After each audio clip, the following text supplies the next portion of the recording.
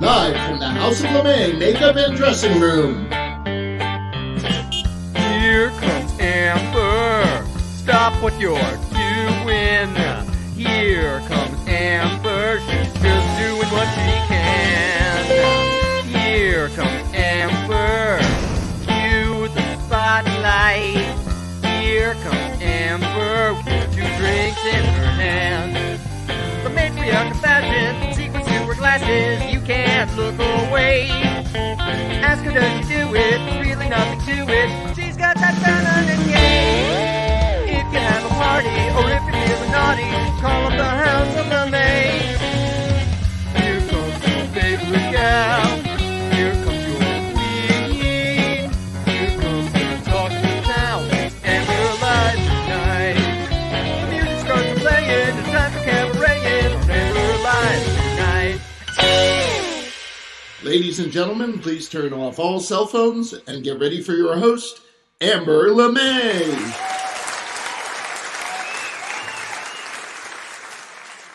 What do you mean by sundown town? A sundown town, just simply put, is if you're darker than me, don't be caught after dark. And they still exist. Those towns are still around. They're all over the South. They're all over the country. And those are things we need to start talking about. You know, that's where my anti-tourism campaign really stemmed from. We just go on vacation to these places and they're charming for 3 or 4 days at an Airbnb, but we don't factor in what it's like to actually be there when we walk out the door and come back.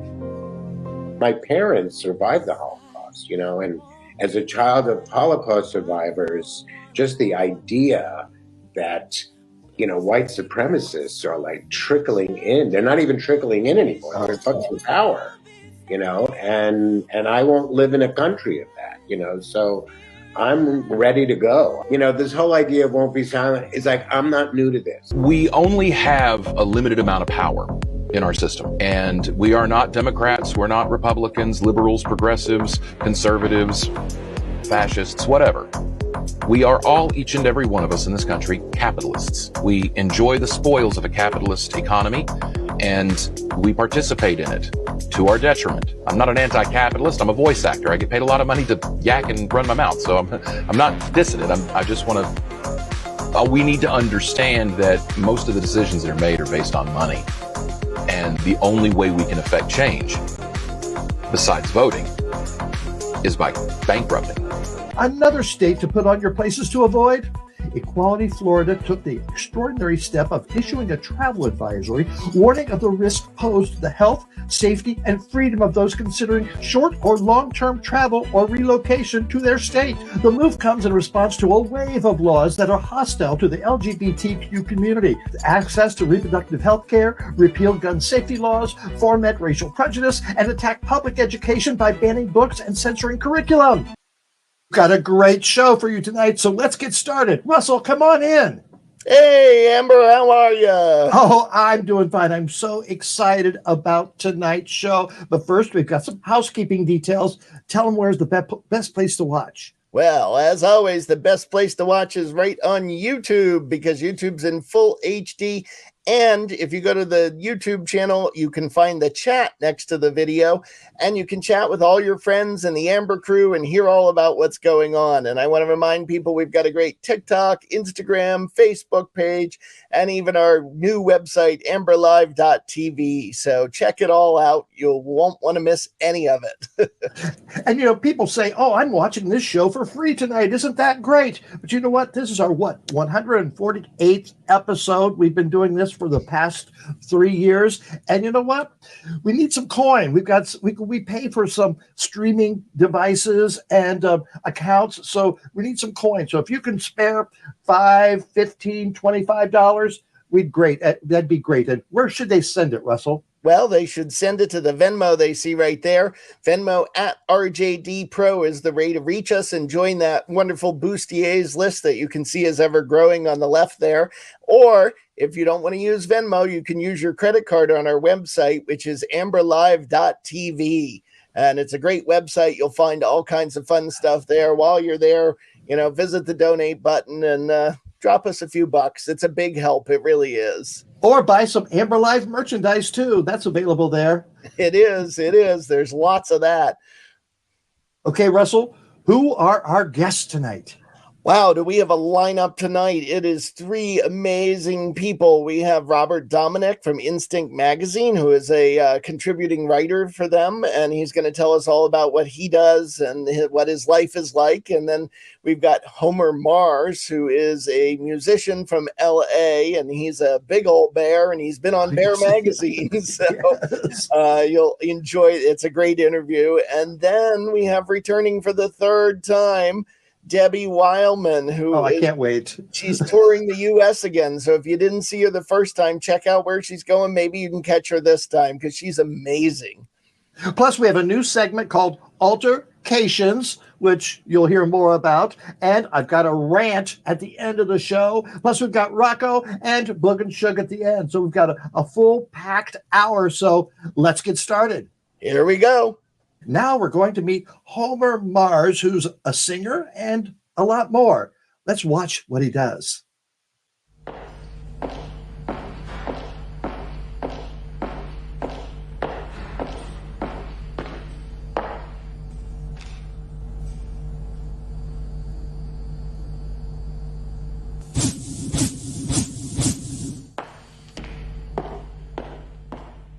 This is me at my school. It's amazing. This is me in a car. It's amazing. This is me with a fake. It's amazing. Getting into a bar. It's amazing. This is me in cute boots. It's amazing. This is me as a flirt. It's amazing. This is me and some douche. It's amazing. In an Ed Hardy shirt. It's amazing. Because life is damn amazing. I'm a damn amazing girl. Oh, life is so amazing. It's such an amazing world. Yeah, life is so amazing. I'm a damn amazing girl. And when you're going, you gotta give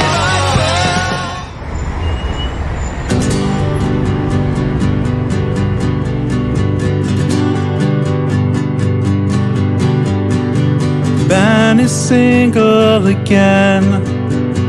Ben is single again. Ben is single again. Ben is single. Ben is single. Ben is single again. I'm still trying to mend. I'm still trying to mend. I'm still trying. Ben is single.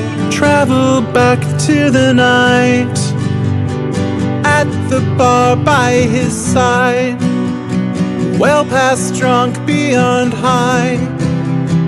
Out of control, he let me go.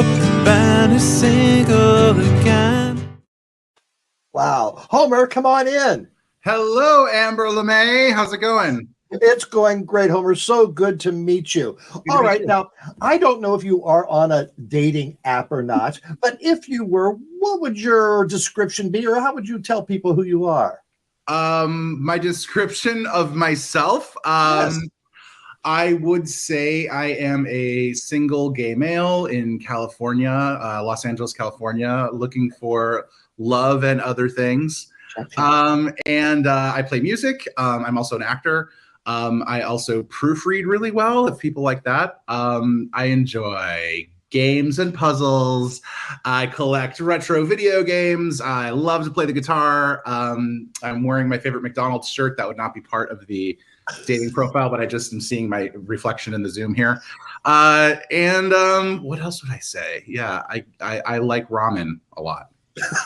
I like that. You checked off a lot of positive things on my book, so we'll talk later. Homer, where'd you grow up and develop into some of those hobbies and interests? My childhood was divided between Illinois, England, and Florida, so quite a different smattering of places. I started playing piano when I was young in Illinois, and I played piano up until about high school, and then I started to listen to like rock music, and so I started to get into guitar. Went off to college. Who were your early influences in your rock guitar days? Well, my first musical influences were like the first record that I got was Cyndi Lauper. And then I was really into the B-52s, and I liked The Cure. Then I got into musical theater because gay, and that lasted for a few years. And then I went in. Then I got into like the Smashing Pumpkins. That was a big sort of jump into rock music for me. My parents bought me a Bon Jovi cassette for Christmas one year when I was little. I think to try to butch me up, because I had asked for Boy George the year before, and they got me Boy George, which was very sweet of them. Very sweet of them. Erasure and the Pet Shop Boys, I should have forgotten. When I was in England, so Britpop is, mandatory there. And so I really got into Erasure and the Pet Shop Boys. And I think that's when my parents were really like, I think we have a homo on our hands. But they were cool about it. And yeah, so then I got really into rock. So it's like I have these sort of roots in like pop, but then once I got into rock, I like never looked back. And so the Smashing Pumpkins, the Lemonheads, Hole, those bands all kind of took over. But I don't know that you really hear all that in my own stuff. I mean, you hear kind of you hear a lot of 90s influence, I think. Yeah. You talked about musical theater. What did you like about musical theater? The harmonies. I really liked the the musicals that I liked were the rock musicals. So I was, Jesus Christ Superstar, Hair, The Who's Tommy. Those were my favorites. And I really liked the combination of the guitars and the choral harmonies. Even in rock music, you usually get like one harmony, but in musical theater, you can get like, 6 or 8 or whatever. So I went through a phase where I was more into the like traditional musicals too, like Evita and Joseph and the Amazing Technicolor Dreamcoat. But it was the rock ones that really, and those kind of cross the line as they are. Like Hair is definitely a musical, but it was sort of a musical written to be pop music. So pop rock music, so people who are like truly musical theater buffs who like Sondheim and stuff, I don't know that they would count me as like a real musical theater fan. Yes, you are. Where did you go to college and what did you study? Boston College. I studied psychology and English because I wanted to figure out why people made spelling mistakes. So yeah, I loved it. I mean, there's not a huge Boston College contingent here in LA, but there is a presence, and we hang out. And I still have, a good girlfriend of mine from college came to visit from Dallas last weekend. So I still keep in touch with those kids. So how did you get into the music business from that? Through comedy, believe it or not. So at Boston College, I fell in love with improv comedy. I felt it was like I got into the school's improv group, which was like a little cult, my sophomore year, and I really loved it. I loved it so much, and so I wanted to go to Chicago, which was easy because that was where I was from originally, to study with the Second City and Improv Olympic and the Playground and places like that. And I did, and then I ended up again just after school really loved improv. Ran that whole course. I did end up working for Second City. I performed for them in Vegas and on tour. And I lived on a cruise ship for a full year performing sketch comedy and improv comedy. But I always wrote songs for shows because I always played guitar like for my own amusement, and to try to lure men into my private chambers with varying degrees of success. But I had always played guitar to amuse myself. And then once I started writing sketch shows, I started to write songs for the sketch shows. And then invariably those would be like my favorite part of the show. And then also other people would be like, yeah, I think my favorite thing that you did was your song. And then I kind of fell out of love with improv for a little while just because I'd done it for so long. And I kind of was like, I really want to try to do music like more professionally and really like record stuff and perform at music venues. And that was a very hard leap to make. So I did that. And you'll hear in my stuff, the first things I put out were very much like comedy music. And that's how I did, like I had a song called The Facebook Song, which was just about Facebook back when Facebook was more of a new phenomenon. And where did that was played nationally, wasn't it? It was on, I got to perform it on Jimmy Kimmel Live, which was great. But that was before, that kind of was what gave me confidence to think like, oh, maybe my songwriting is okay. Because at the time, I didn't have the song recorded at the time even. I had sent them, like, they were doing this thing called National Unfriend Day. And I had sent them the song, and totally like spitting into the ocean, or whatever the phrase is when you try to send an email to like a national TV show. Is anyone even going to see it? But it got seen and it got heard, and then they invited me to do it on that show, and I was like, oh, this is amazing. But at the time, I did not have it recorded. I sent them like a demo, and so that kind of gave me the confidence to be like, oh, maybe my songwriting is actually something people might listen to. And so from there, I was like, okay, now I want to try to like write more, perform more in this like music. And the more I did that, the more I didn't want to be a comedy. So like my music today, it's very tongue in cheek, and you'll definitely hear humor in the lyrics, but it's more in the way that like a straightforward artist can be funny, rather than, I'm not trying to be Weird Al Yankovic. I'm not doing anything like that, So, but people do often, when they hear my stuff, they're like, yeah, your lyrics made me laugh, which is I'm completely happy with. Very good. When did you start recording and let's say making it? About 10 years ago, I started to I think I recorded my first EP. I was in Chicago, and it's just such an uphill struggle, to try to get.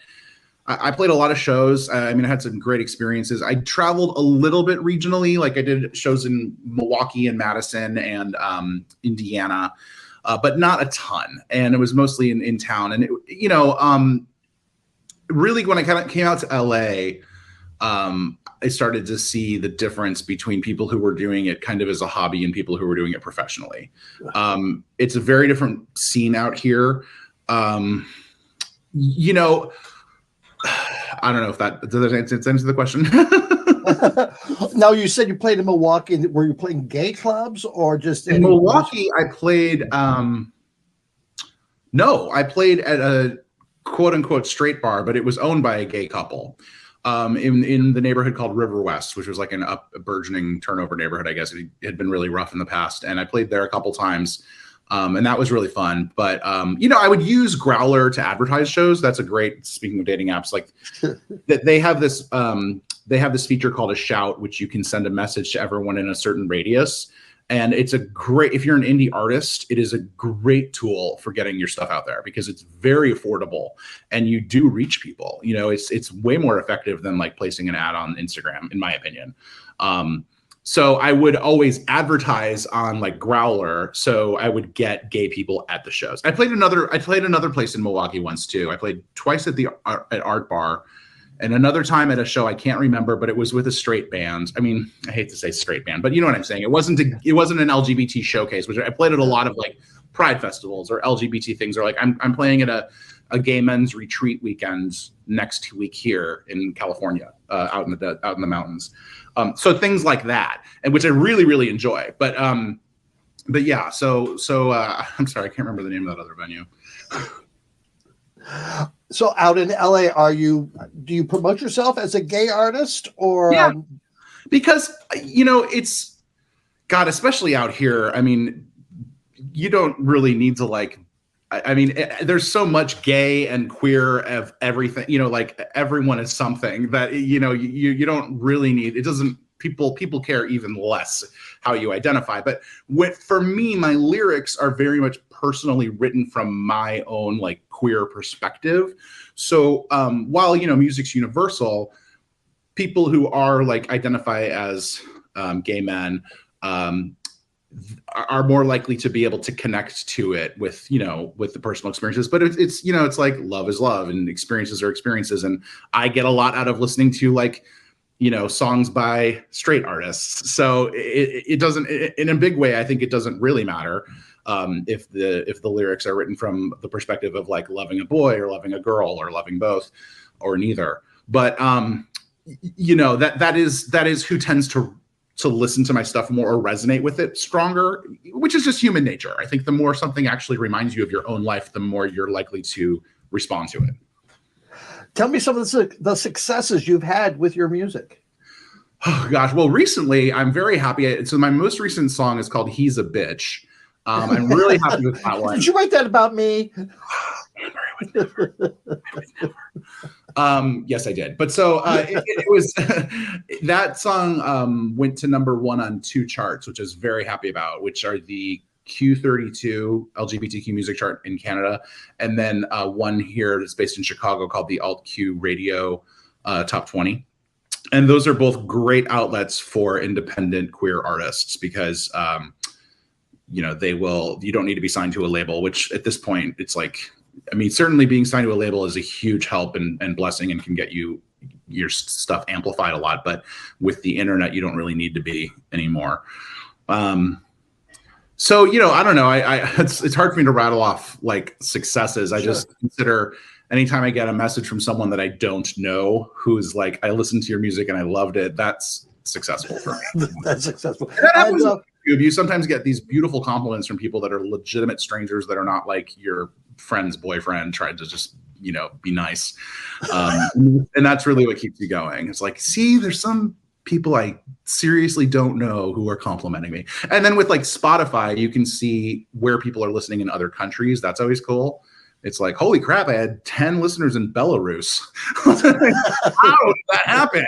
Or is it just like one gay kid with 10 accounts, you know?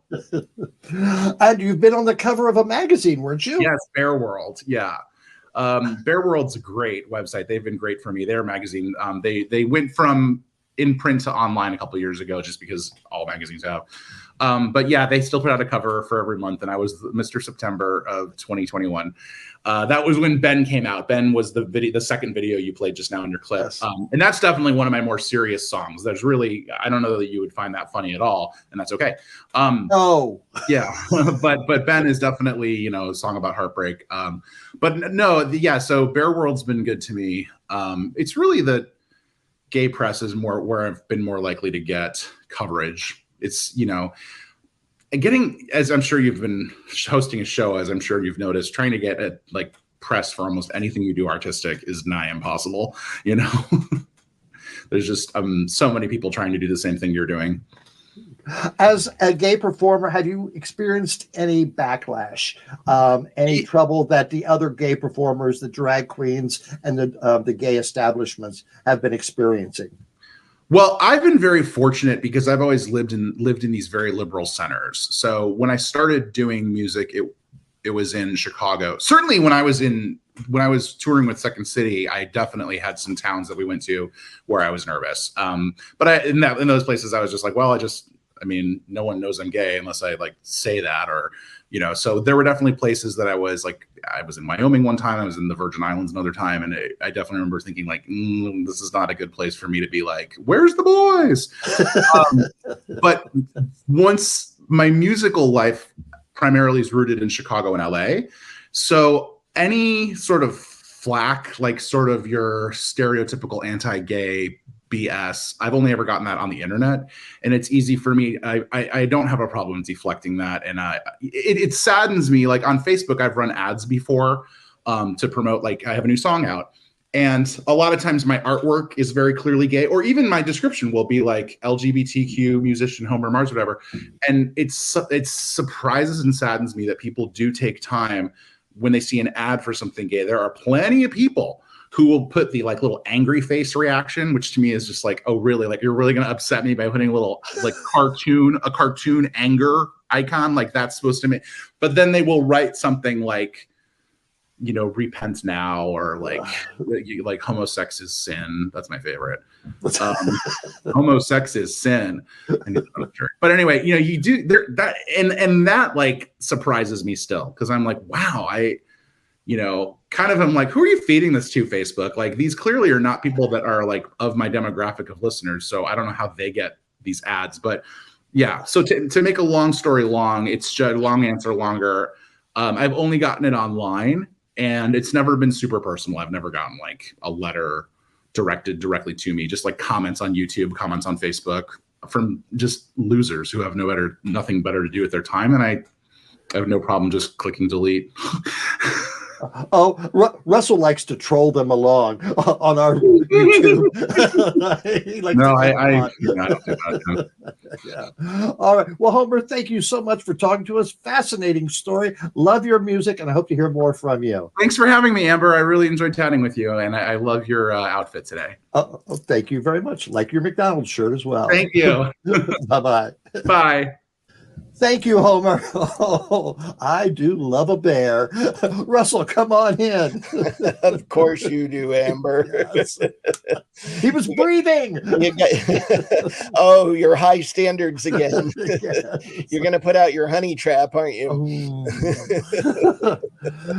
What else do we have coming up? We have so much more to come. We've got Debbie Wileman still. We've got Robert Dominic. We've got Altercations, a new segment with Amber.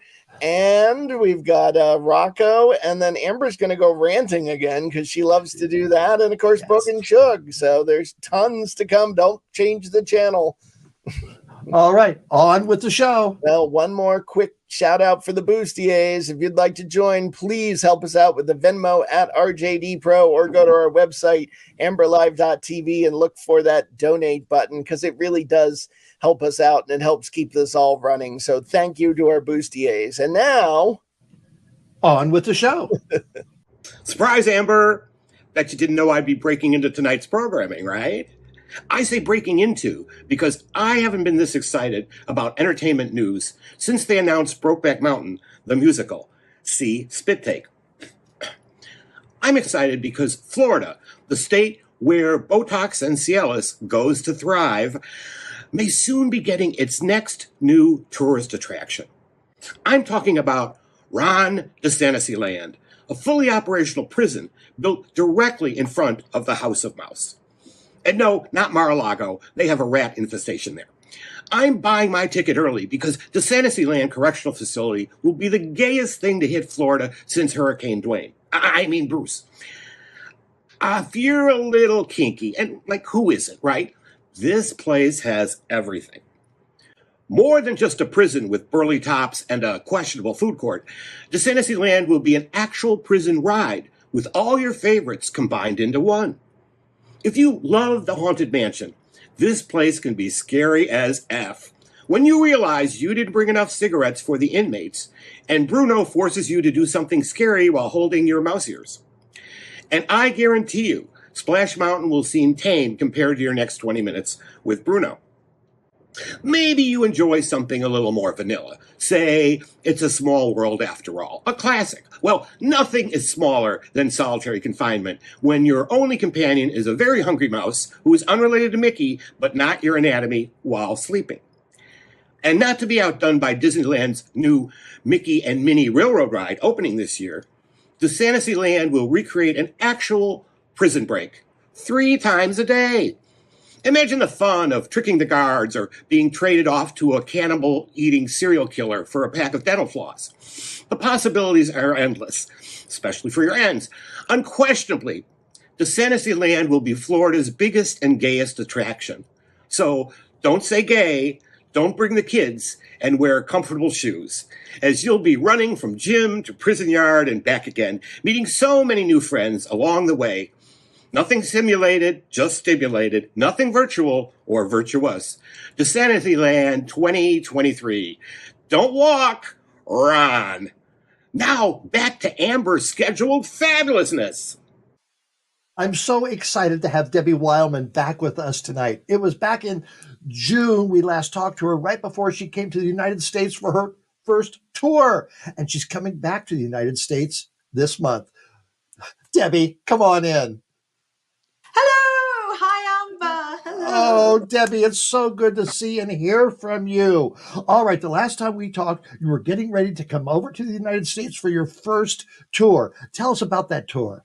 Oh, it was amazing. Thank you to your lovely countrymen and women for making it such a fantastic time, and country other as well. It was just brilliant. I couldn't believe I played Carnegie Hall. What?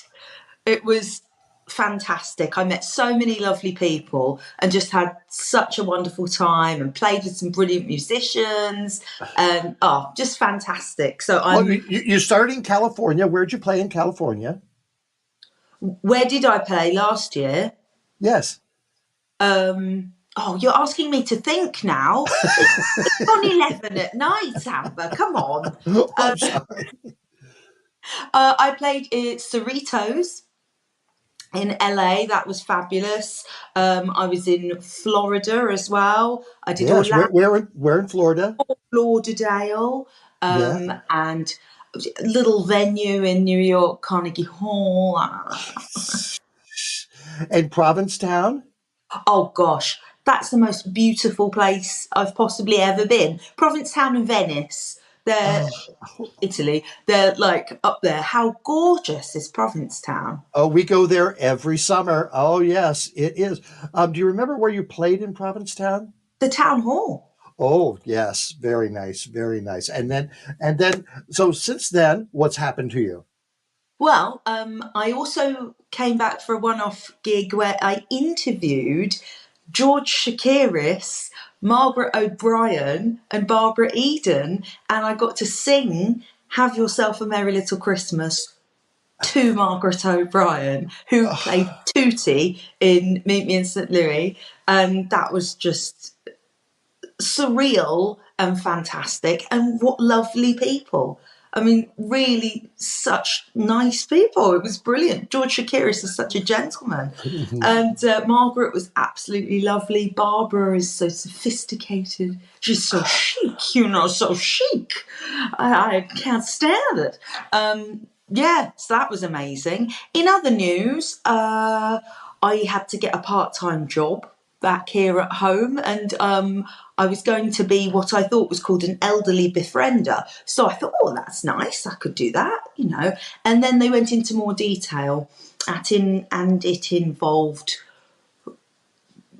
anatomy parts and cleaning of in such description that I would have seen their insides. And I was like, do you know what?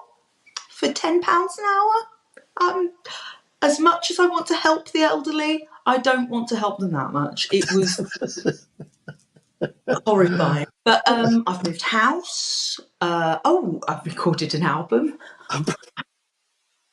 Hey, I recorded an album. Oh, yeah. And what was that album? What was the music? There it is. Thank you. I'm Still Here. Oh, yeah. Oh, we played some clips from that. Oh, my God. It's beautiful. It is so cool. Now, are you performing there in England? I haven't actually. No, I haven't. I've been living the mum life. So I have a 5-year-old daughter. So I've been doing that side of things very much. But hopefully it's on the cards that I will be performing in London in the summer. Hopefully, this is getting booked up at the moment. So tell me about when are you coming to New York City, and what are you doing when you're in the United States this time around? So it's a very short trip, but it's very exciting. So I arrive on Monday the 24th, and the evening of Monday the 24th, I am so excited to be singing at Birdland. So I'm going to be joining Jim Caruso and Billy Strickland. A former guest of Amber Live, Jim Caruso. Tell him we said hi. I definitely will. And I'm going to be singing at Cast Party. That I've done the virtual Cast Party twice online, but never in the flesh, as it were. So I'm going to be joining Jim and Billy for that. So I'm doing 3 songs. One is me, 2 is Judy. And then what was the one of you, and what are the Judy songs? I'd like there to be a little surprise, Amber. Okay. I understand. So after you're done with the Jim Caruso and his party, where do you go? Richfield, Connecticut on Thursday. What are you doing there? Who are you singing with? So it's the Happy 100th Birthday Judy show that I did last year in the States. We're bringing that to Ridgefield in Connecticut. Please get your tickets. They're still available because it's still her 100th birthday year. Right. What musicians are you hired for that? Will you have time to rehearse? I have a 6 band with me for this particular show. Fabulous musicians. And then on the Saturday, I am going to Peoria, Illinois, and I'm going to be singing with the Peoria Symphony Orchestra. 65 pieces, 65 musicians. I'm so excited. It's going to be so great. Well, there's a saying in America that if you make it in Peoria, if it plays in Peoria, you're a hit. Oh, well, here's hoping. I can't wait. It's going to be very exciting. So Peoria Symphony, please get your tickets if you're anywhere in the Peoria, Illinois region. It's going to be Judy Garland numbers. And what's really exciting about the symphony gig is Scott, my manager and agent, has hired Judy Garland's original orchestrations from the Mort Lindsay Orchestra. You can hire them.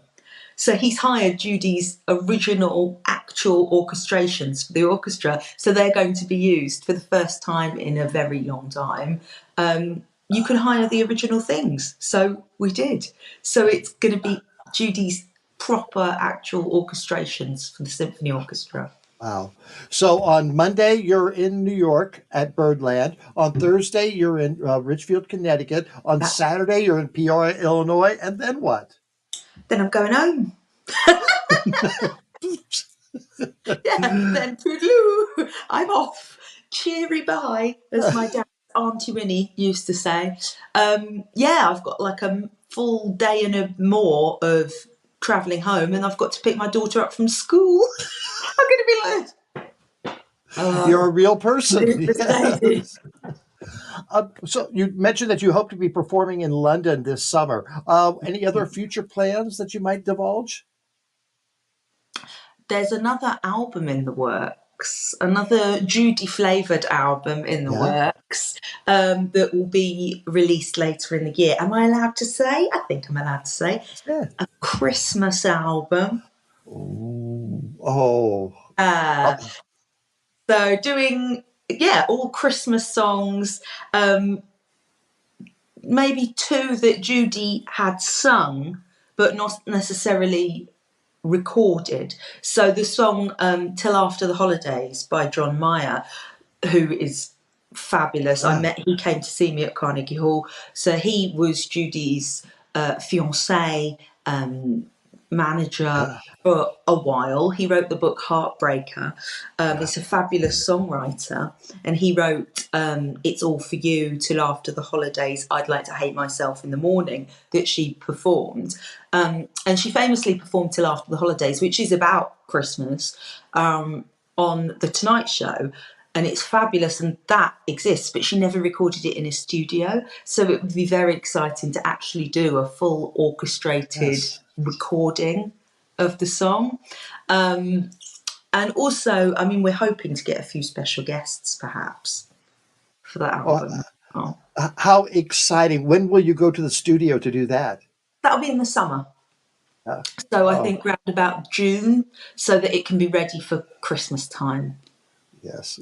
Well, Debbie, it's so great to catch up with you. Have a great, safe travels to our country. Tell Jim Caruso I said hello, and have a fabulous time. Oh, I can't wait for that Christmas album. Thank you. I can't wait to do it. And so absolutely, Ridgefield and Peoria, please come along. Look it up on the Googles. And come see me, please. Right. Thank you so much, Debbie. Thank you, Amber. Thank you for having me. Thank you, Russell. And thanks, everybody, for listening. Yeah. And now it's time for a new segment called Altercations.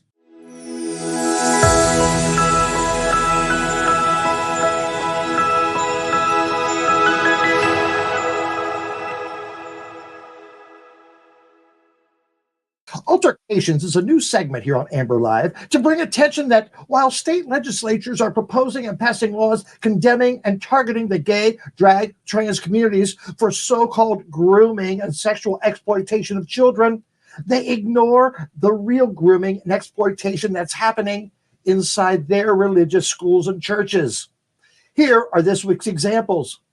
Ed Wilds III is, or should I say was, a youth pastor at Palatka Baptist Temple Church and a Middleton Burney Elementary School teacher in Putnam County, Florida, until he was arrested and charged for possessing child pornography. According to investigators, Wilds used the church's Wi-Fi to download 54,000 images to associated accounts and devices. They also said he used various social media websites to communicate with other people who enjoyed child pornography, and he's suspected of sending nude pictures of himself to children. Meanwhile, in Oklahoma, middle school principal and youth pastor Cody Barlow was formally charged with 2 felony counts of lewd or indecent acts with a child under the age of 16. A federal lawsuit filed reveals graphic allegations of Barlow's grooming behavior towards students. One of his middle school counselors walked into Barlow's office and witnessed Barlow standing behind a 7th grade boy, rubbing the teen's shoulders and thrusting his hips back and forth against the boy, according to the lawsuit. You know, and it's not just the religious men that are horn dogs. 36-year-old Kristen Gant, an English teacher at Dowling Catholic High School in Des Moines, Iowa, has been arrested for an alleged sexual relationship with a student. Police arrested Ms. Gant on 2 counts of sexual exploitation by a school employee. School administrators supplied police with surveillance footage that appeared to show Gant and the student in her classroom alone behind the locked door. The window on the door is shown to be covered up by a piece of paper, according to the warrant. The Iowa legislature recently passed anti-gender affirming care laws, a don't say gay law, and proposed a bill that would not allow minors to attend drag shows. To paraphrase the late, great Aretha Franklin, who's grooming who? And that's this week's Altercations. And now our interview with Robert Dominic. Robert Dominic says he's a journalist and an activist, and you can find him at the beach, bar, or at brunch. We've got a lot in common, and we got a lot to talk about. Robert, come on in. Hi, Amber. Hello there, Robert. So happy to meet you. So tell me, where did you come from and what have you been doing? Thank you so much for having me. It's an honor to meet you. You look gorgeous right now. I have no choice. I grew up in Queens, New York. Very Italian, very Catholic boy growing up. Grade school, high school, both Catholic school. And I went to a Jesuit college. So I drank the Kool-Aid back then. I went to the University of Scranton in Pennsylvania, where I studied communications and English. After that, I moved back home here to New York City, where I was a teacher for the New York City Department of Education. I also taught in Florida for many years when I went down to graduate school. So I've taught English to high school students for about 15 years. Wow. And then what'd you do? In 2017, I decided to make a career transition and follow my dreams to become a writer, become a journalist, and have been working that ever since. Why did you want to get into journalism? I love reading. I've always loved reading. I'm always reading. I always have a book with me or a magazine. I taught English. I taught creative writing for many years to students.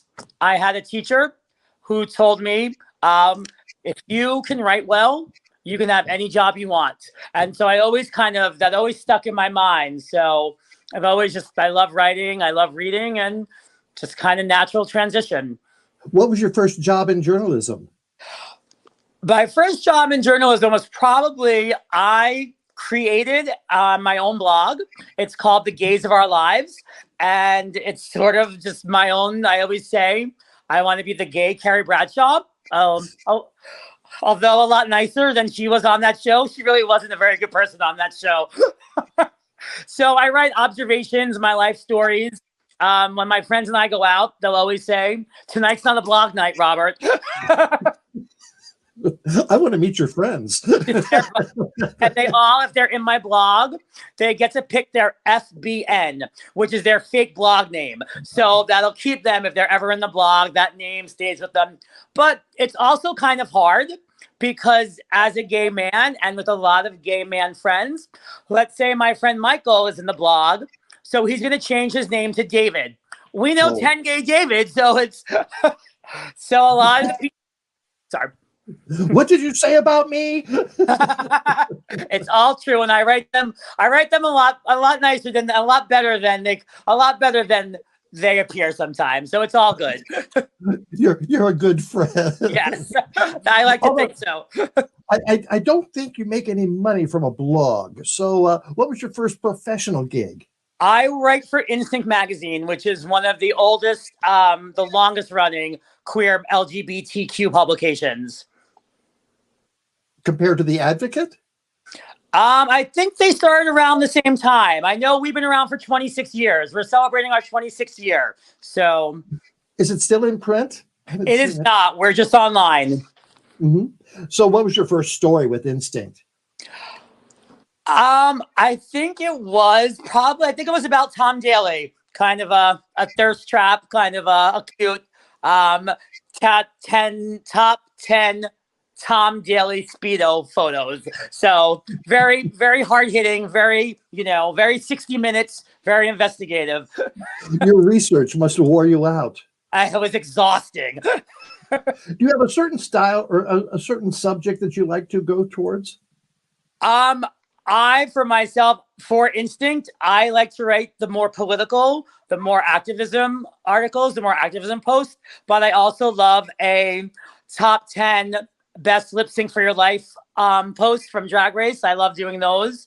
And I'll write whatever is happening in the community. We're very community focused.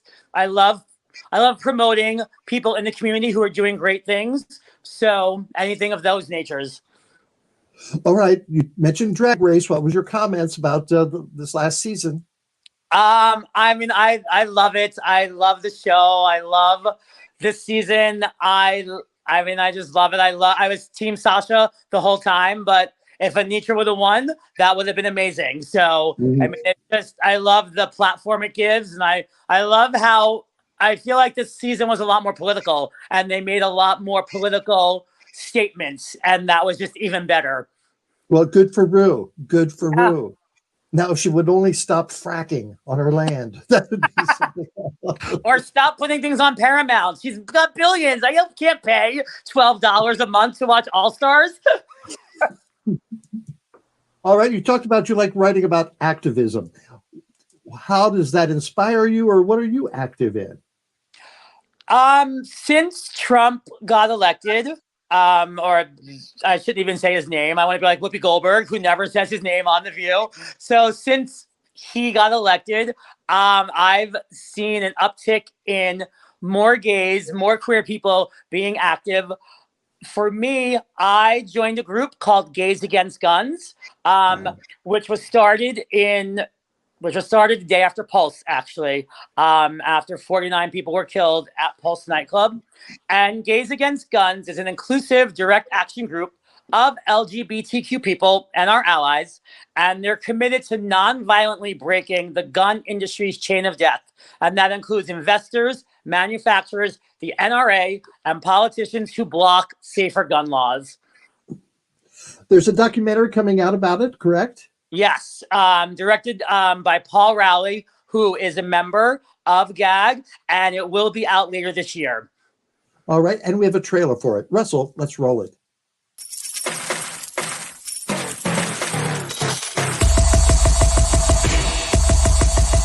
With gun violence, Pulse was a catalyst. We know what it's like to have our bars raided regularly, but never before with a semi-automatic weapon. This was born of a need to tell the folks who think they might want to fuck with us that we are not going to take it. GAG, I think, came in and said, we're not going to be polite anymore. We're not going to ask for things. We're going to demand them. I don't think any of us were really sure what it would develop into. But initially, it was going to be protests. It was going to be arrests. We've developed to be much more than that. We were interested in gun violence prevention, not just for LGBTQ people, for everyone. We wanted to make sure that the entire country was safe, not just us. To walk in the shoes of a person who's been killed and think about that person's life, what they left behind. You are fully in that person's space. You are a beacon for this person. You really are truly representing this individual who is no longer with us. When you start to see how you're affecting people, it is unbelievable. This was a life wiped out needlessly because someone had a gun. I'm going to carry that experience with me for the rest of my life. We took it out to the street. This wide, broad-based, intersectional movement that crosses every possible line that you can imagine. Using our gayness, our faggotry, as part of our armor to show everyone who we are. Glitter is very important. Because quite frankly, we bring the party. We get people riled up. We are catching people's eye. So many things that are really fucked up about the US go right through gun violence. It's a race issue. Police officers are shooting unarmed black folks. Young queer kids are more at risk of suicide. Lockdown drills. Mass shootings, domestic violence. You add guns on top of that and you greatly increase a woman's chance of dying. It's just absolutely insane. I refuse to accept this as the kind of world that I'm going to leave behind for my son. There was like this joke of the gay agenda. The gays have got an agenda. Oh my God. And it's like, yes, we do. We're going to corrupt your children. We're going to make them hate guns. We're going to make them love unicorns.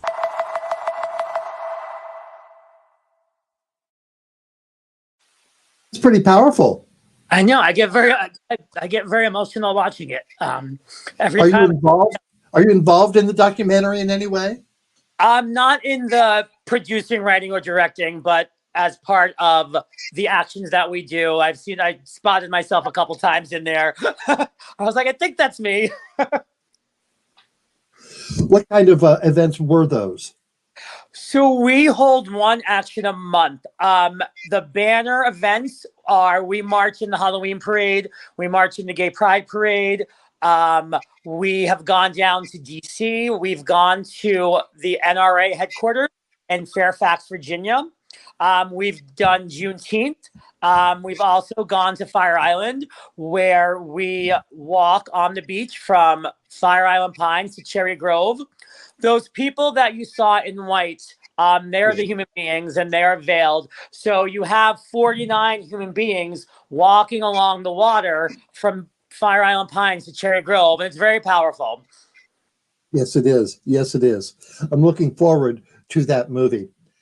Getting back to your journalist gig, who would be an ideal interview? Who would you really like to interview? Gus Kenworthy.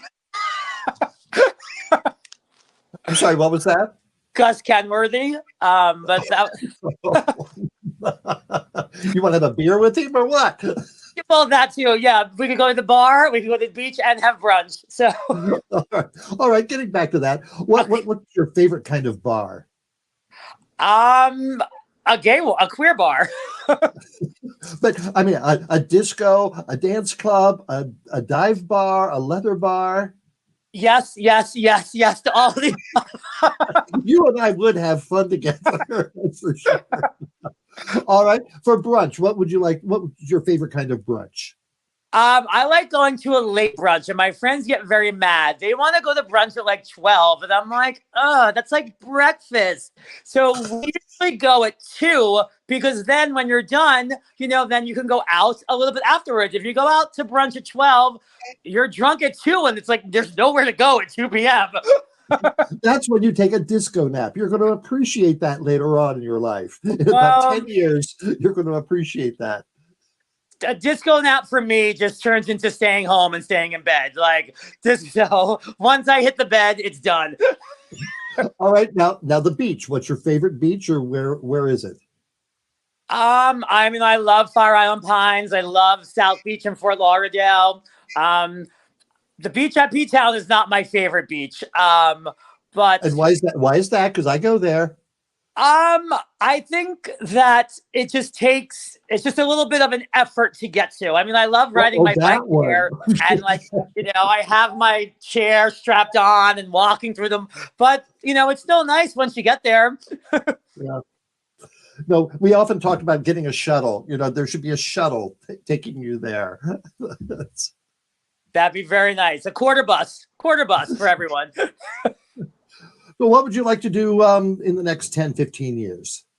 I would love to write a book. I would love to be more politically active, especially down in Florida. I am actually moving down there at the end of June, excuse me. And we are going to start Gays Against Guns South Florida. So we're going to be a presence down there, and we're going to join the resistance movement to hopefully affect change down there, because what's happening in Florida is sickening right now. Are you talking about Miami, Fort Lauderdale, the Keys? I'm moving to Fort Lauderdale, but Gays Against Guns South Florida will be Orlando, Miami, and Fort Lauderdale, and anyone else that wants to join us. Well, be careful down there. Yeah, I had a lot of uncertainty deciding about the move, whether or not to go.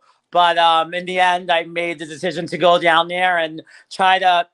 Can I say the F word on here? Can I wait? Robert, thank you so much for spending some time with us. Fascinating story. Look forward to the movie and your articles as well. Thank you so much. Thank you for having me. It was an honor and a pleasure. Thank you. Hey, Instinct Magazine, how about an interview with me now? Or how about one with Rocco Zamboni? What would he talk about? Let's find out.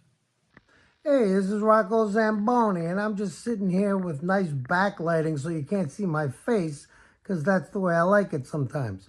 Anyway, I've been hearing a lot of controversy over this whole Bud Light thing. Yeah, maybe I'm late to the party. So what? I drink something else, okay? But anyway, what's the big deal? I mean, okay, so Kid Rock won't drink Bud Light. Big deal. He goes shooting it with an AK-47. Big deal.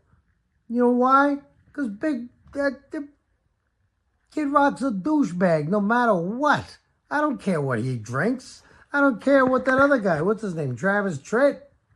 Who gives a shit? Let me tell you something. Whoever doesn't drink Bud Light because they put a transgendered woman on it, you guys got issues. You know what I'm saying? So this is what I got to say to that. I'm trying to open it with one finger and not spill it. I'm going to drink a Bud Light in honor of everyone out there who stands up for equal rights, right? That's what I do. Damn right, she stands up for equal rights. She doesn't drink Bud Light yet, but she would if she could, right? There's her butt again. Holy crap.